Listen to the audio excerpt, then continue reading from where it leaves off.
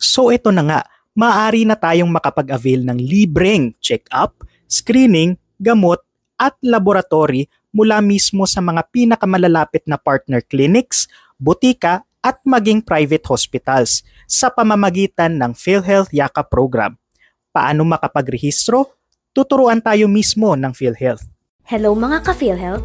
Narito na ang mas pinahusay na serbisyong medikal para malayo ka sa sakit. Alamin kung paano magparehistro sa PhilHealth Yakap gamit ang eGovPH Super App. Para magparehistro sa Yakap, pindutin ang NGA at isearch ang PhilHealth. Pindutin ang PhilHealth Member Portal. Pindutin ang Yakap tab at piliin ang Add Yakap Provider. Pumili ng primary care provider kung saan ninyo nais marehistro. Ngayon, makagagamit ka na ng mga serbisyong sagot ng PhilHealth Yakap. Sa PhilHealth Yakap, hangad ng PhilHealth na malayo ka sa sakit. I-maximize po natin ang benepisyong ito bilang mga PhilHealth members.